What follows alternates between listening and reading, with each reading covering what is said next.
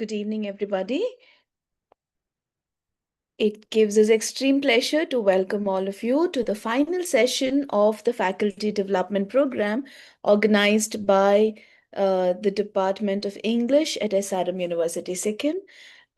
We would like to thank each and every one of you for consistently being there with us for each of these sessions, even if it was scheduled at different times, and today being the session scheduled on a Saturday. We thank you all for cooperating and supporting us with our times and sessions.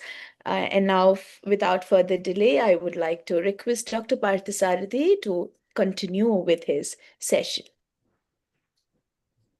Thank you, Dr. Arul. It's nice to know that this is the concluding session. You have finished it off. So almost finished it off, of course.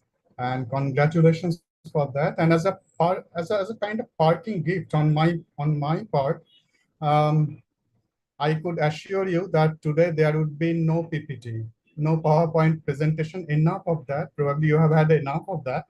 So instead, as a return gift from your side, I want you to keep some device ready at your disposal if it is at all possible, like a laptop or some tablet PC or some desktop, whatever, because this time I have planned to be a little bit interactive and to try our own hands at certain things, because digital humanities is not something that you may approach from a distance. So it is where you need to get involved, go through the process, and experience all diverse things. It may be disappointment, it may be some kind of disillusionment.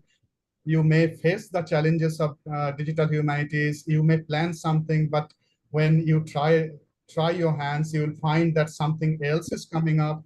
So it's all kinds of things. You may bite the dust as well. But the point is that at certain time you may encounter uh, uh, some surprising results as well. So digital humanities is often approached from a kind of distance, that is taking electronic text or some of the findings of digital humanities to do some kind of cultural study. Is there any problem? Am I audible? Or any You are audible, sir. You are audible. Audible, sir. Somebody's mic is on. Kindly requesting you to off. I'm also trying. So the point is, yes, we need to do it ourselves. So we just cannot sit very complacent from a distance and doing all kinds of cultural studies of digital text or the results that we arrive at.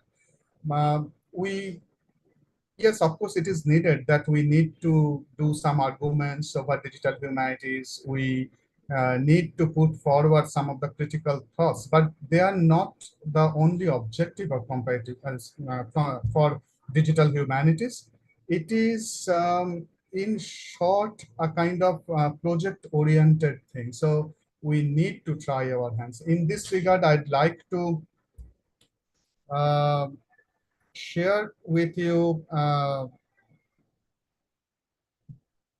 the Digital Humanities Manifesto 2.0, something I mentioned in my last session, where some of the exponents of digital humanities, they concluded their manifesto with that declaration. So let our hands dirty. So so this is what I want to say here. Let's get our hands dirty right now. So in order to do so, the first thing that I'd like to do is to share my desktop so that I can show you some of the processes and would urge you to do them as well on your devices. So in the last session, what I did, I in fact came up with some of the finished products and described them or tried to critically approach them. It was a kind of, a kind of stage show where we have a finished product on the stage or finished performance on the stage. But today, I think I would go on with some green room show where how I arrived at all those results, or how we could process the text. That is something uh, I would do on my device, and similarly I would request you, if it is at all possible for you, to do it on your devices, and let's see what may come up. So the first thing that I'd like to do is to build our corpus, because any digital humanities project that relates text uh, must be in need of some corpus. Corpus is the beginning point. Corpus means here the text which can be read by the machine. So we need to build the corpus first. But it may sound very simple, because we have lots of corpus on the uh, I mean everywhere, almost on the digital space. You may come up with lots of digital text, but it is probably the most difficult area for any digital humanities project, building a corpus, because building a corpus doesn't only mean a ready-made, digital born corpus, but most of the corpus that I'm talking about should be from a kind of transference from the codex to the digital format. And this transference from the codex means the traditional book that we read, and transforming a traditional book into some machine readable text is a very, very difficult journey and very laborious journey. And for any digital humanities project, perhaps the most expensive part is to build the corpus, because it is a kind of manual labor often you have to do. So you need to choose your text firstly. You make an archive of physical text, codex, then you need to collect those texts, choose those texts, and then you need to scan them, OCRing them, and even after OCRing, you need to do all kinds of manual editing. So it's a time-consuming process, labor-intensive process, and it involves lots of money. Majority of the money for any project, text-oriented digital humanities project is spent for building the corpus. But for today, it's easy enough. So we may borrow some digital text already available online. So I suggest that uh, here,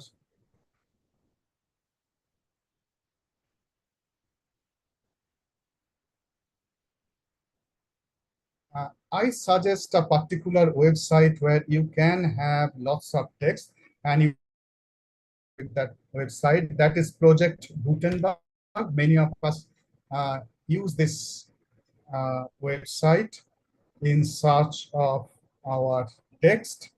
So I am sharing it.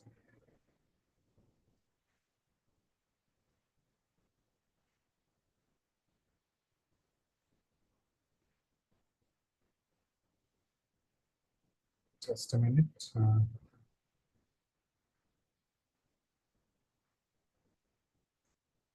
So I'm providing you the link.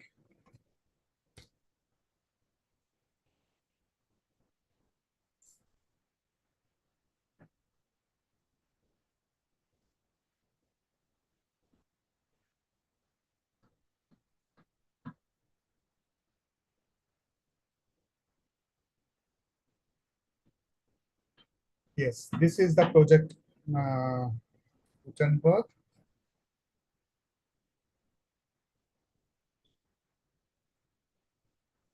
And here is the link.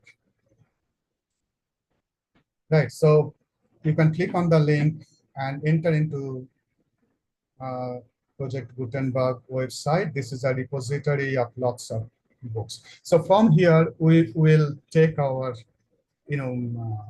book uh, in the form of some corpus, machine readable corpus. So I suggest that some short text to choose because the processing would be quicker. We could choose some long novels, but in that case, probably processing it would need more time. So you may think of any text that you would like, and I suggest that it should be, say, a short story. So in this regard, uh, I have thought of a particular short story that is quite famous and known to everyone. That is, say, Selfish Giant by Oscar Wilde. You can choose your own text. I'm not forcing you to choose Selfish Giant altogether. So choose your own text. So here, the result is that I have got three texts here, and these three texts are in fact uh, a kind of anthology of his short stories. So I'm sure that within that anthology, I may have my own chosen short story that is Selfish Giant. So you may come to this page, which shows different formats in which that text is available. And EPUB or Kindle, they are specifically meant for particular reading devices. But the format that I would prefer here is this plain text UTF-8. UTF-8, that means Unicode transformation format, 8-bit. So this is a very simple plain text. Plain text means, here is the text. Plain text means that it has only bare minimum characters. That means the character spaces. There shouldn't be any kind of picture or any stylization of the characters like italics or bold. So this is the bare minimum character, and that's why its size is comparatively small. And here is the text. Of course, my intended story is here, The Selfish Giant. It is on page 43, but since this is UTF, so I cannot reach straight away to page 43. I need to scroll down here to come to my intended story out of this anthology. So this is the Happy Prince, and then the Nightingale and the Rose. Okay, let's scroll down further. Here we have The Selfish Giant. Right, so I will copy this story to build my corpus, and I will paste it on some word processing uh, softwares. Right, so here is the story. I am copying it.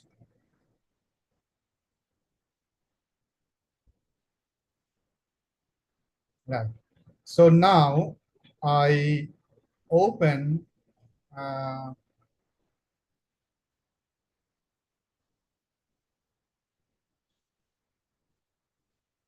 all right. So now I have opened my Microsoft Word on which I would paste this text.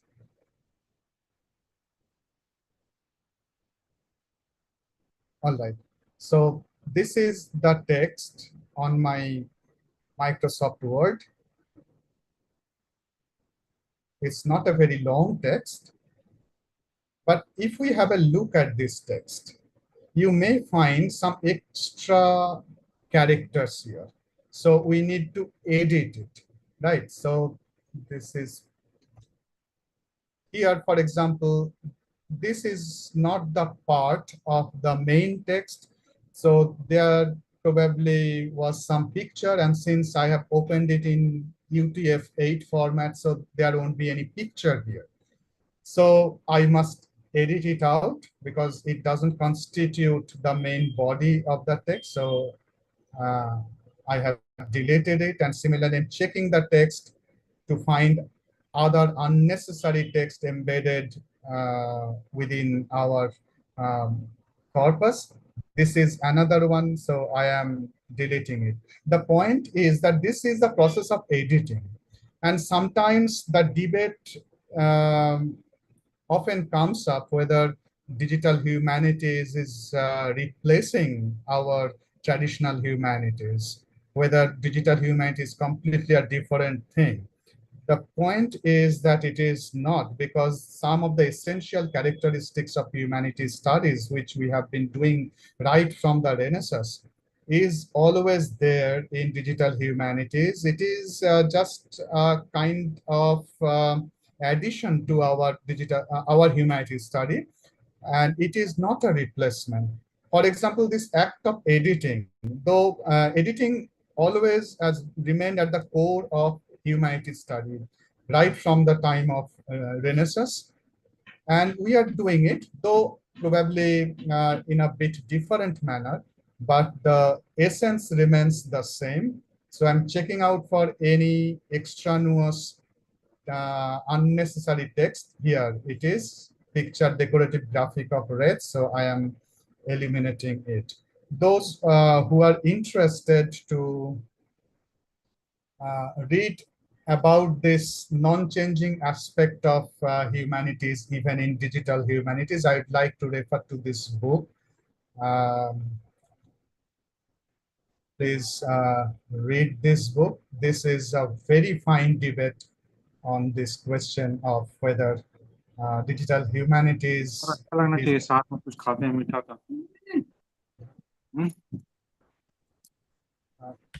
So here is the book. Right. Okay, let's come to our text. So this is the text I have made, and now I save this text on my desktop as a Word format, the selfish giant. So here I've saved it, and I also suggest I've saved in docx format, that is .txt format, but I also suggest that we save the same text in .pdf format, because some of the tools may work better in PDF format. So I am saving it once again in a different file, but this time it is .pdf file.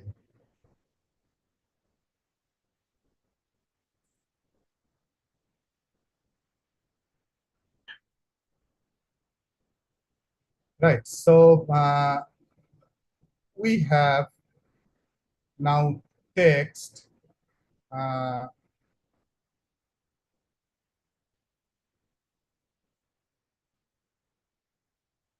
here. This is my docx text, and this is my PDF text. So this far, is it clear to all of you?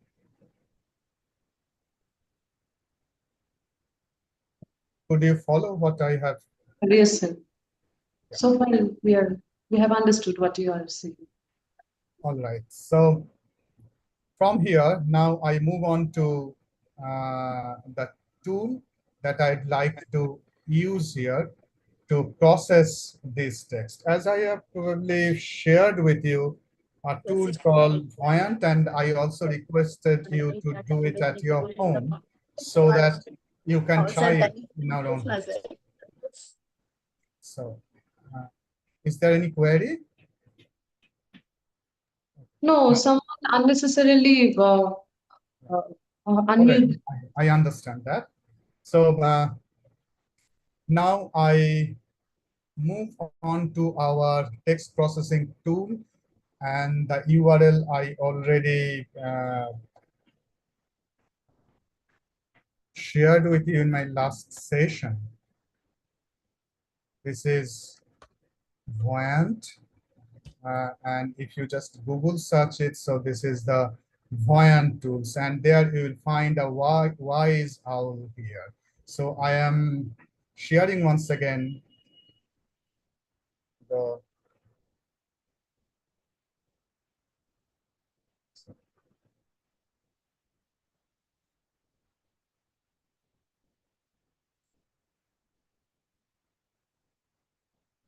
its URL, right? So could you open that tool here, Voyant?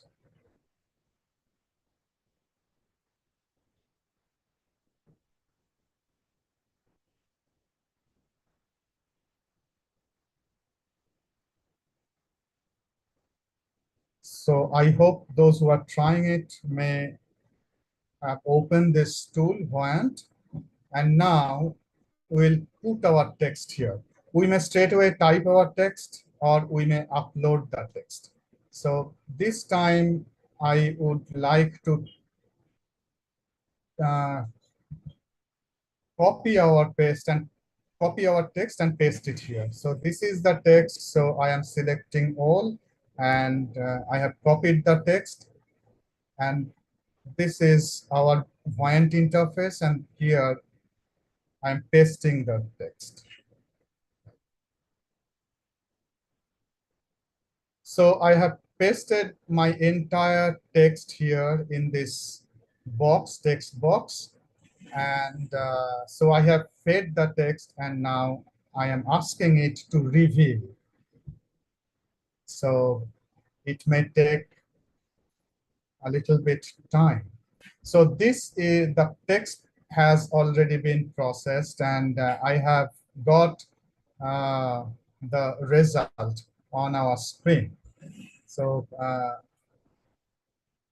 if you look at on the left bottom corner, so here we have a list of the most frequently used words in this text.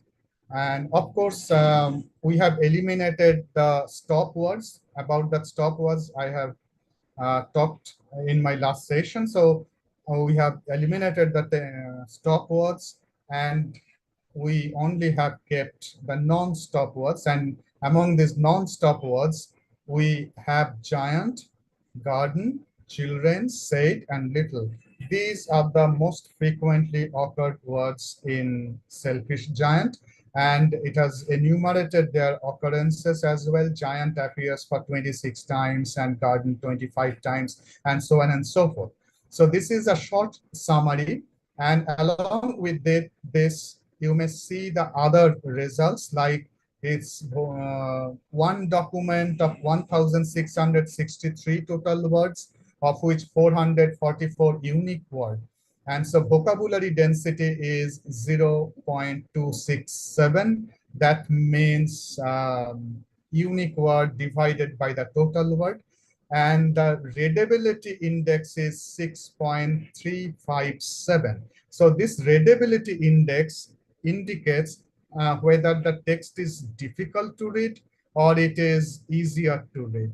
So it depends on certain parameters. For example, if the words are lengthy and the sentences are lengthy, then the difficulty level increases.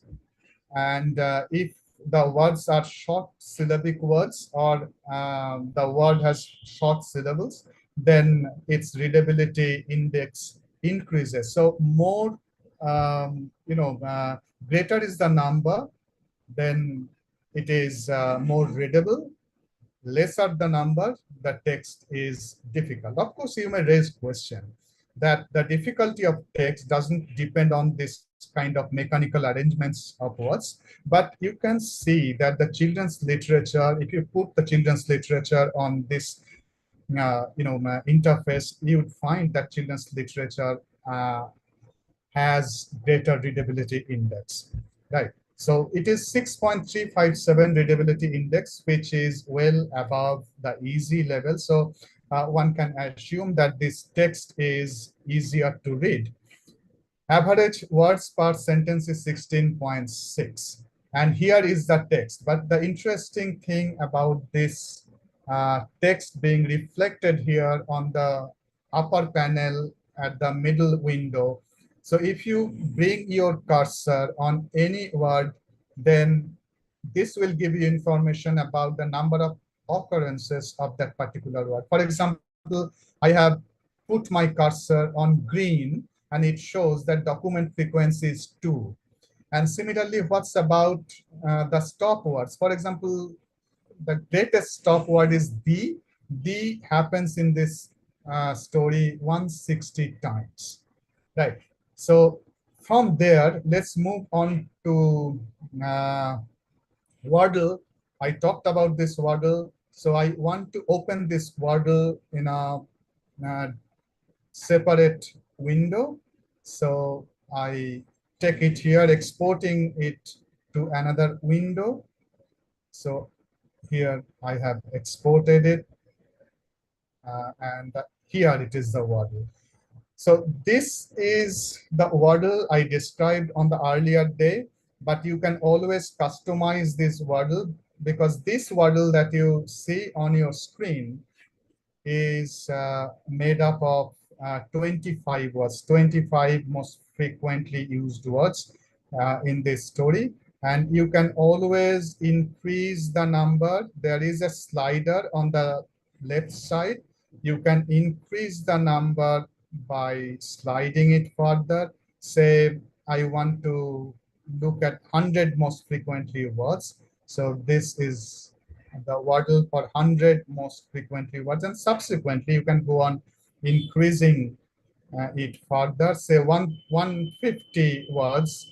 So here the most frequently occurred 150 words, right? So this way you may have a look at the frequency of some of the recurring words here, and you can customize the number as well.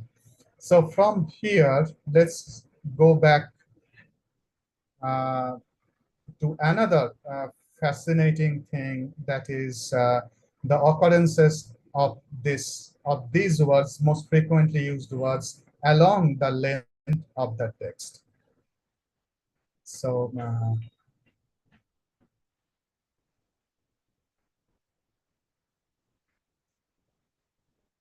I'm exporting this one here. Well, this is the frequency of the words along the text.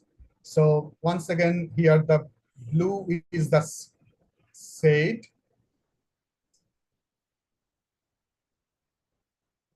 right? Said, little, giant, and garden. So children, and so how these words fare in the entire length of the text, right? You can also be inquisitive of any word. You can put it here. For example, I am interested about the word say, which doesn't feature in these 5 words given. So I am interested about the word say tree. You can write it down, or you can find it from this list. It is tree, which occurs 10 times. So here is the tree. So at the beginning, there was no mention of tree, and tree comes later on.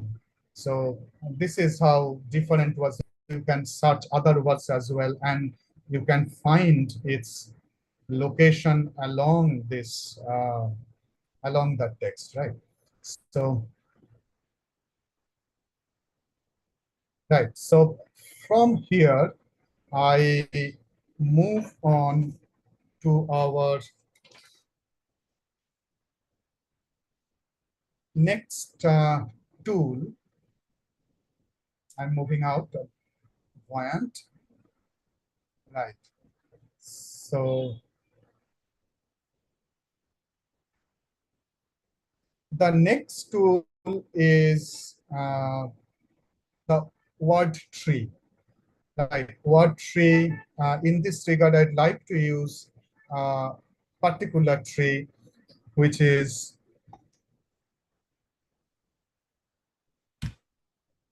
right. So this is the jasondavis.com tree. So Jason Davis tree, this is the tool which is interesting tool. I'm sharing with you its URL.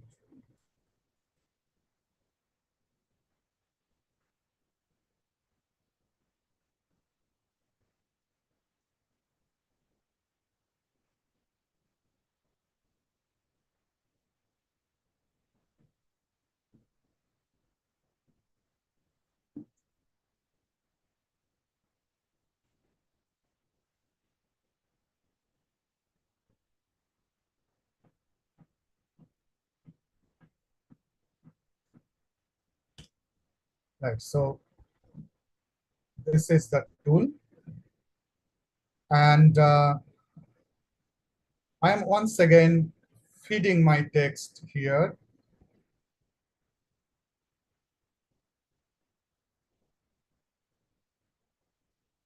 From my selfish giant text.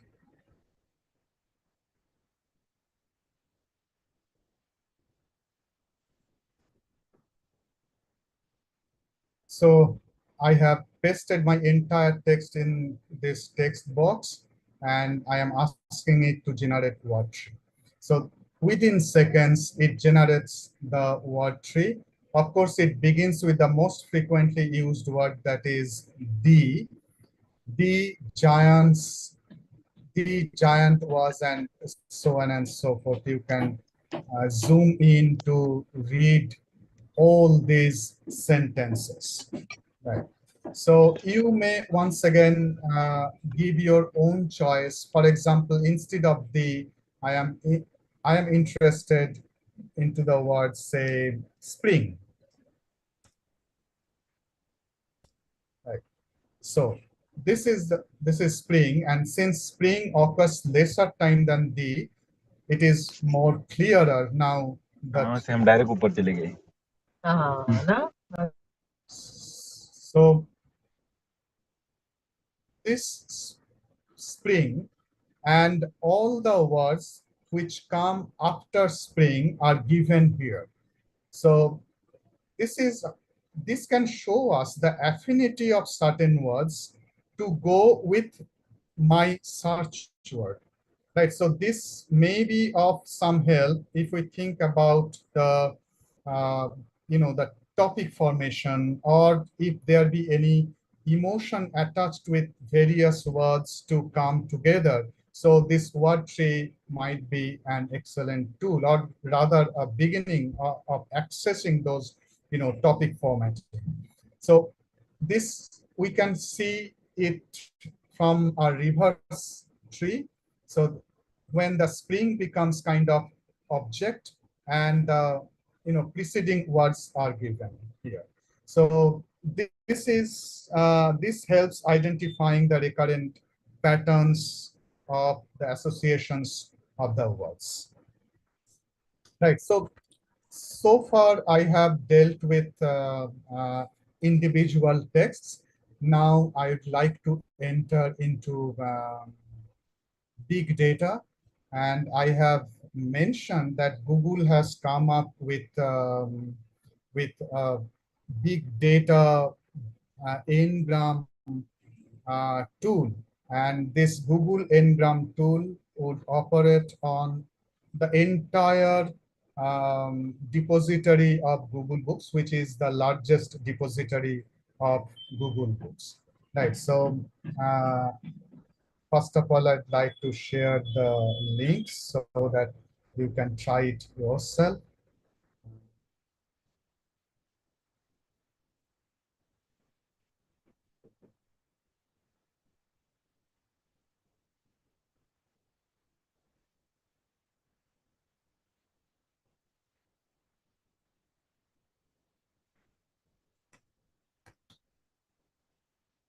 Google Ngram, and so this is Google Ngram viewer. So I am sharing the link.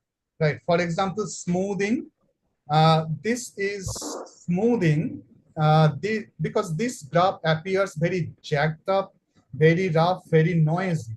It means it gives the figure for each year. So if we can have some average of over, say, 3-4 years, then this graph would appear smoother rather than this kind of noisy, jagged graph.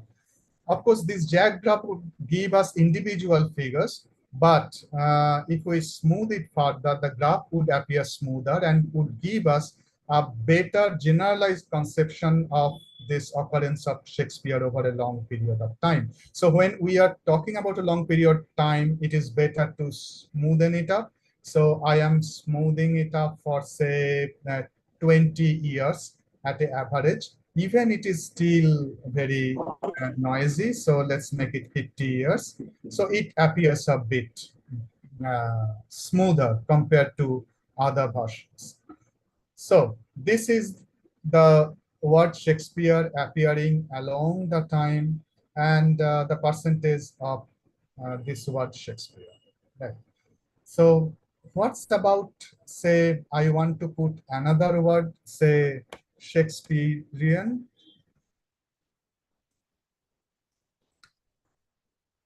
How Shakespeare and Shakespearean, okay.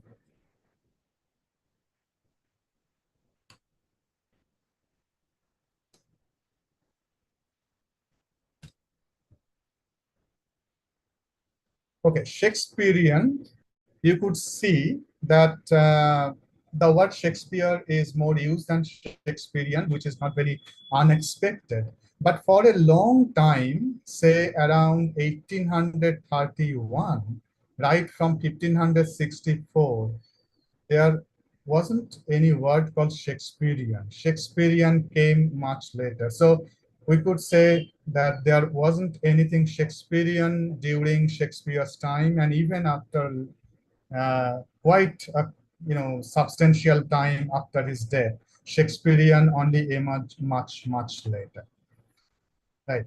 So now may I request you to find your own words, choose your own words. Can you suggest any other word that you want to see on this Google and Gram viewer?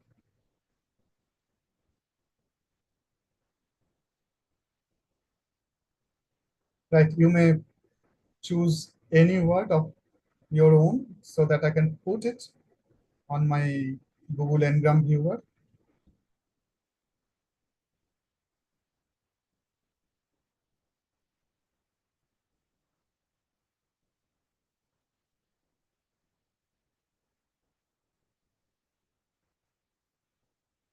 Any word, any critical word. Participants can also type their responses in the chat box. Yeah, you can also put it on your chat box.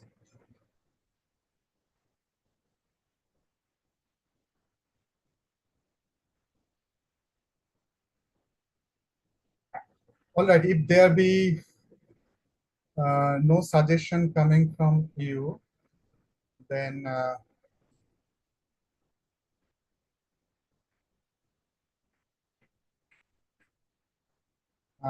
I may move on.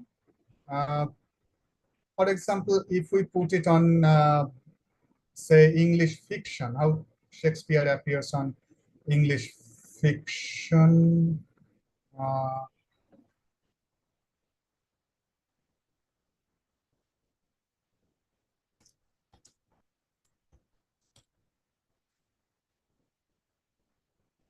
so this is in English fiction, Shakespeare appears. So likewise, you can choose your own corpus, own type of corpus, and put words uh, on it.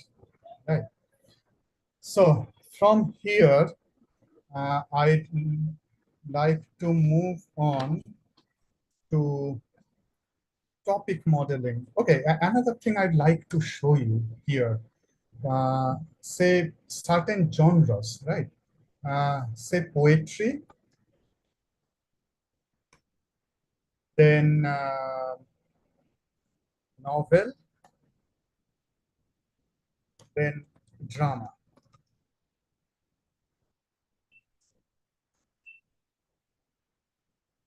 So what would be our guess? Which would appear more in a particular time?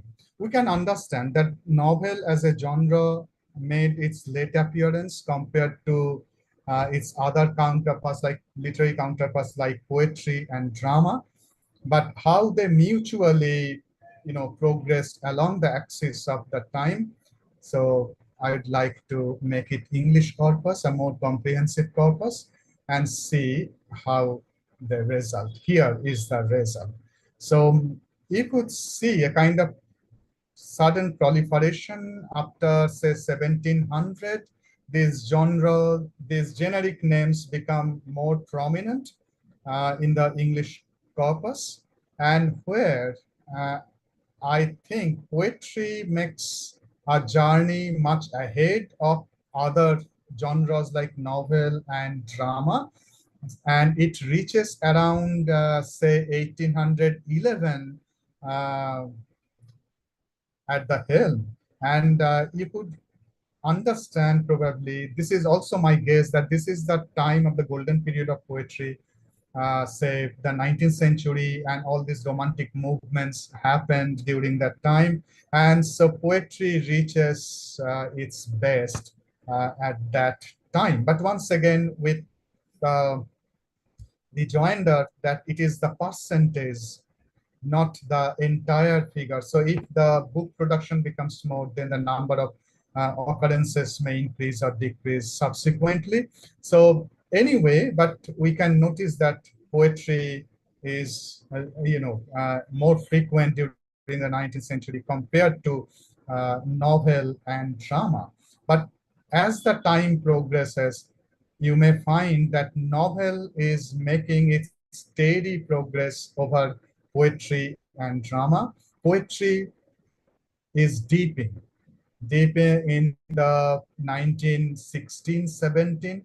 And you may remember that is the time, and this, since this is the English corpora, that was the time of the World War and the violence, and probably not a very good time for poetry. But probably World War gave a blow to poetry, uh, and then novel is keeping its steady progress upwards, and it's still keeping its steady progress upward in 2000. But the drama is more or less keeping a kind of peaceful journey all along, and not kind of, animated journey that poetry and novel did. So this is my reading of things, but once again, this is an approximate reading. So should I stop here, because I have many more tools to show, which I don't want to do right now because we don't have much time. So I keep the remaining time for interactions. If you have any comments, or uh, if you have any question, queries, or your own opinions, you are most welcome.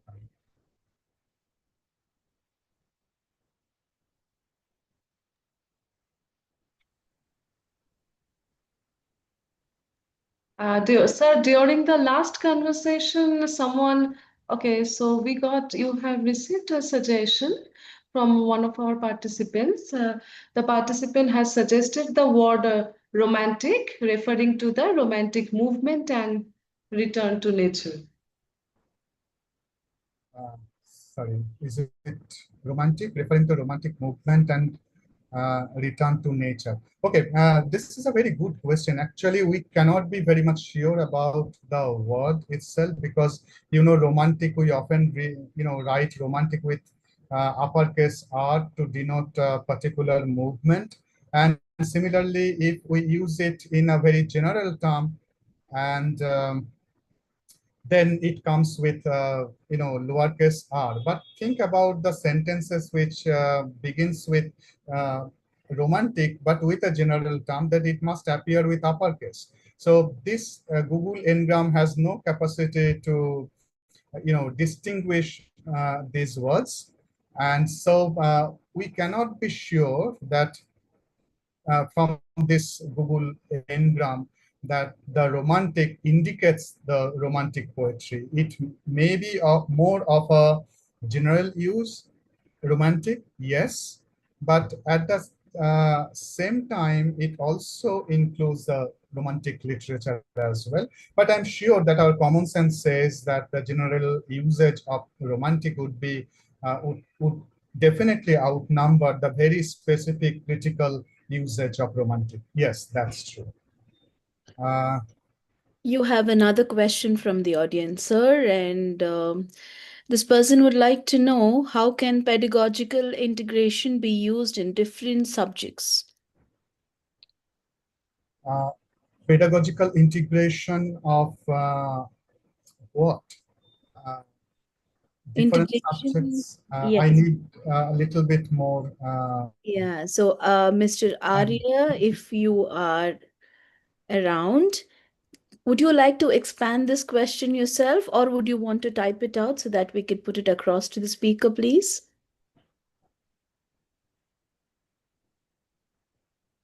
I think you have to unmute, sir.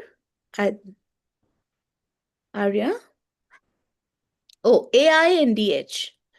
Sir, he says, how can pedagogical integration be used in different subjects like AI and DH?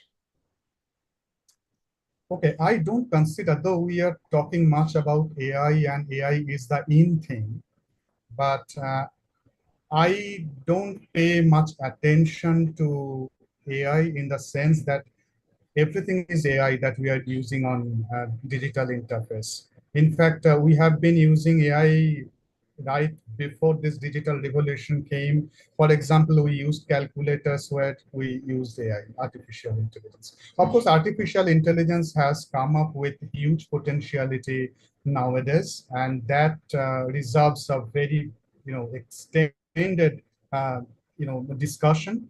But yes, so far as I am concerned, I don't consider AI. Often in educational institutions, we often consider AI as a with some kind of derogatory sense, but AI is not like that. And uh, while I was in Japan, I just want to share with you where this experience and AI came, and we found everywhere that AI may be a bit detrimental to this teaching learning processes, even learning processes particularly. But in Japan, what they did, they put different devices at every class to practice AI for the students and for the teachers as well. And there are extensive workshops going on to how to use AI for a more creative purposes to enhance learning, teaching learning processes. So that is important to plan perfectly that how to use AI. But of course, we have had already some sessions on that. I don't want to enter into it anymore. Thank you, sir. If there are any further questions that you would like us to put it across to our speaker from the participants.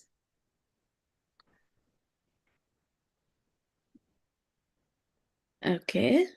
Okay, so I would like to ask one, sir, if we can have a discussion on that on AI, there are several restrictions for several platforms, several restrictions are imposed. So, what is the, as we are continuously talking about the fear, detrimental, these words we are continuously using, therefore, like, what is the fear actually? Like, is it because like AI can surpass us? That very concern. And like even then, when a new entity is flourishing and quite flourishing quite quickly, so when we are imposing a lot of restrictions, so how ethical that is. At the same time, when we are thinking about ethical considerations, for example, the copyright issues and other ethical concerns, like imposing a lot of restrictions, at least a few restrictions to a newly emerging entity, how far that, how we can think about that ethics, those ethics. Okay, that's a very pertinent question. In fact, we are afraid of AI. That's the point. We are afraid of AI. But are we afraid of AI, or we are more afraid of the people who are skilled in AI? So it's the people who are skilled in AI, and we fear that our, so far as the humanities study is concerned, we fear that probably the people who are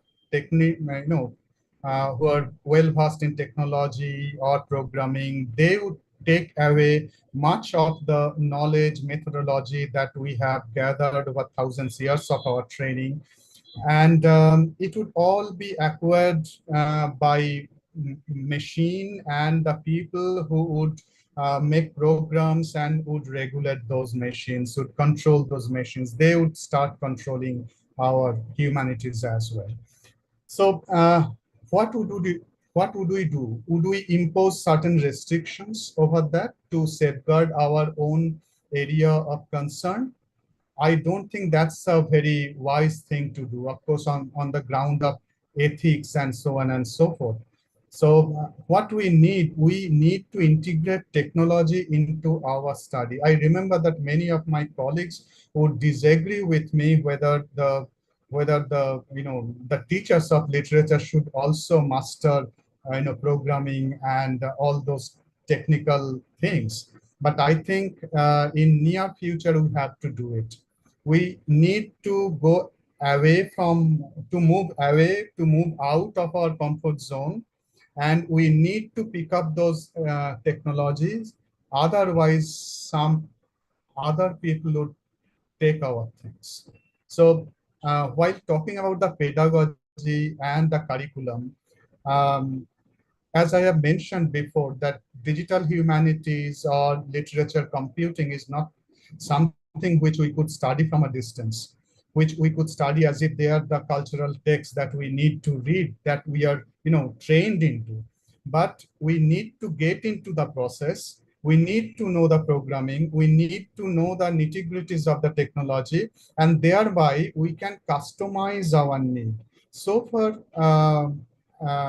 what we are actually doing interdisciplinary studies. That's good. Interdisciplinary in the sense that digital humanities must evolve not much in a departmental system, but in a school system, as it is happening in my university as well. The school system means where different departments would join in, the teachers and the experts of different departments would join in, and they would put their labor together, so that a teacher from humanities department may put forward his or her demand or necessities of accessing text, reading text, processing text, and subsequently some expert from computer science department may provide some necessary tools for that. So this is a kind of very project-oriented, cooperative ways that pedagogy uh, may move forward, and subsequently digital humanities courses must be offered by the schools, because the departments still now do not have those resources and expertise to do that. And if we do, then we'll do just the cultural studies of this AI results and some of the results of digital humanities tools and nothing else. We need to get into the process. We need to include even technology in our curricula so that our students may participate into it. I was just going through a curriculum by Illinois University. I have a meeting immediately after this meeting with them, and they have come with that literature computing. They want to make a collaboration with us, and the syllabus they have sent to us includes programming. So this is a syllabus of a literature department that they have included Python as one of the components of their literature studies. So this is where the things are going, and we need to equip ourselves. We just simply cannot, keep AI outside because unethical or imposing some restrictions on AI. AI is there, and AI is inevitable for us in future to deal with. We simply cannot shy away from it or restrict its operations, because other subjects, other disciplines would use them to its fullest extent. So we need probably to think about our evaluation process. We need to think about our teaching methodologies, and subsequently, change them in accordance to the need of the time after the arrival of this huge facilitator that everyone would and must take help from. Thank you, sir. Now, let me quickly check the chat box if there is any question for you. And if there is nothing, sir, then this brings us to a beautiful end of a 2-week faculty development program.